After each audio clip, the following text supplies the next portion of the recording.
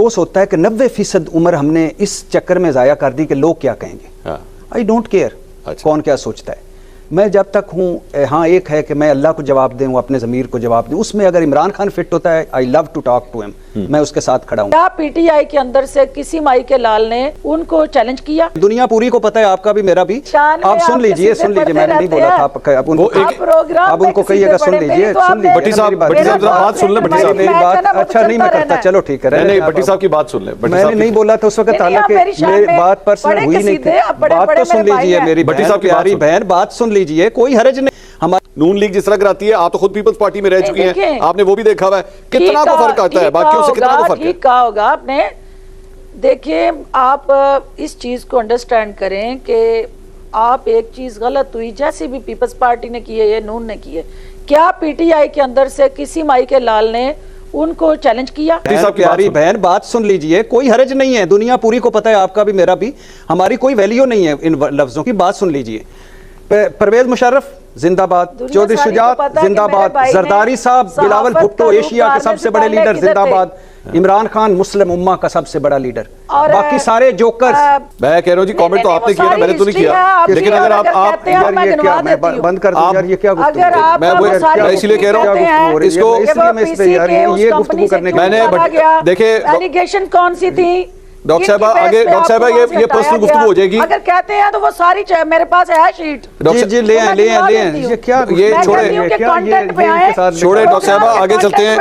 Doctor साहब मैं भी तो यही कह रहा हूँ, ये पर्सनल गुफ्तगू नहीं करनी चाहिए, आगे चलते हैं। क्या वो गया इलेक्शन कमीशन की ये जमातें जो इलेक्शन करा के कागजात लेके आई हैं, या ये इलेक्शन कमीशन के पास जो डेटाबेस जमा करा रही हैं, ये फेक है, फर्स्ट है, 2 नंबर है, या ये इलेक्शन कमीशन या उनके अपनी पार्टी के कायदो ज़वाबित के खिलाफ है? को गया? जब कोई नहीं गया तो इलेक्शन कमीशन ने जो कोई उनके पास आता है रिलीफ देने, उसको रिलीफ देना होता है। अगर अकबर एस बाबर वहां पहुंचा है तो वो उसकी पिटीशंस जो है वो इसलिए एंटरटेन हुई कि जो डिस्कशन हमारे प्यारे मेरे भाई भी हैं पीटीआई की और खान साहब की और ओवरऑल रूल ऑफ लॉ की जो वो बात करते हैं, ये सारी चीजें जो हैं वो टीवी टॉक शोज में बहुत अच्छी और दिल को भाने वाली और किसकी बात कर रही हैं आप? आइडियल किस्म की। ये किसकी बात कर रही हैं आप? आपके साथ बैठे हुए हैं। मेरे साथ पीटीआई के रहनुमा नहीं है, मेरे साथ इरशाद भट्टी साहब बैठे हुए हैं।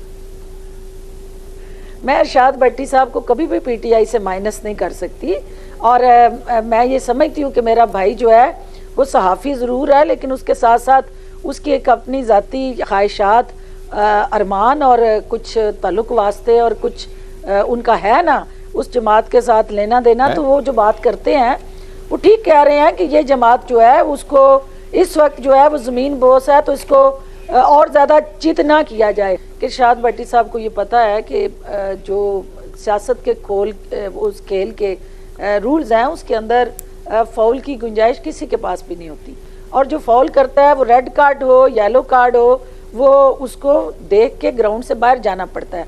अब इमरान खान साहब का या पीटीआई का जो फाउल है वो रेड कार्ड के साथ ग्राउंड से बाहर है, तो उन्हें वेट करना चाहिए, और ये नहीं होता कि अंपायर जो है ये उसके ऊपर मुनहसर होता है, रेफरी के ऊपर है कि वो 1 मैच के लिए बैन करे, वो 2 मैच के लिए बैन करे, कितनी सजा देता है उस रेड कार्ड की बेस पे। जी भट्टी साहब, जब वो उसको दोबारा से ग्रीन कार्ड देता है तो फिर वो ग्राउंड में आके खेलता है। वैसे मैं वैसी एक करेक्शन सिर्फ यहाँ पे कर दूं कि रेफरी अगर किसी को रेड कार्ड दिखा दे फिर वो ग्राउंड में वापस नहीं आ सकता।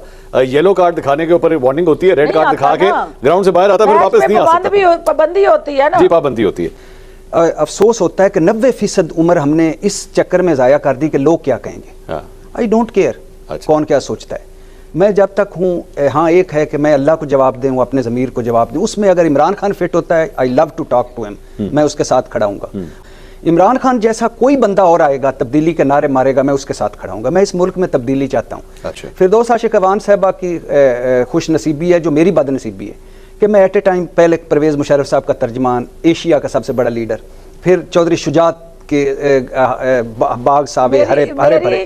आप सुन लीजिए, मैंने नहीं बोला था आप उनको कहिएगा, सुन लीजिए। भट्टी साहब बात सुन ले, भट्टी साहब मेरी बात अच्छा नहीं मैं करता, चलो ठीक है। नहीं भट्टी साहब की बात सुन ले, मैंने नहीं बोला था उस वक्त, हालांकि मेरी बात पर्सनल हुई नहीं थी। बात तो सुन लीजिए मेरी। आपने चूंकि प्रोग्राम के कंटेंट पे बात करें ना। مجھے لگ رہا ہے گو کہ اس میں بہت ساری ہم بات کر سکتے ہیں، جیسے کہ صرف تحریک انصاف ہی کیوں، اور کیا کسی پارٹی میں الیکشن ہوئے ہیں؟ ساروں میں سلیکشن ہوئی ہے، پاکستان مسلم لیگ نون ہو، پیپلز پارٹی ہو، مولانا صاحب ہوں، اسی طرح تحریک انصاف ہو. کیا تحریک انصاف اس وقت الیکشن کے قابل تھی؟ بالکل بھی نہیں تھی.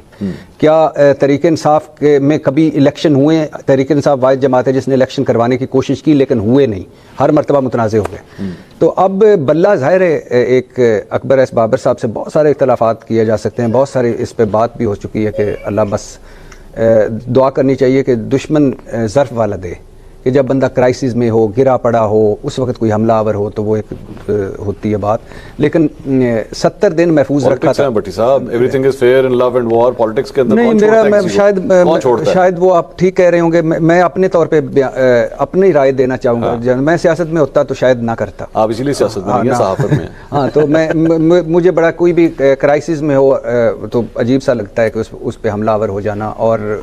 اور جو کچھ وہ ان کے بیانات ہیں کہ پارٹی کے میں تحریک انصاف کو صحیح کرنا چاہتا ہوں، میں اصل پھیلانا چاہتا ہوں، میں اس کو پاک کرنا چاہتا ہوں، میں ٹریک پہ چڑھانا چاہتا ہوں، میں جمہوری بنانا چاہتا ہوں. مجھے لگتا ہے کہ ایدھی صاحب دوبارہ سے آ گئے ہیں، یا کوئی موزے تنگ صاحب یا کوئی بڑے جمہوری آدمی نیلسن منڈیلا صاحب دوبارہ سے آ گئے ہیں، اور ان کا فوکس تحریک انصاف ہی ہے.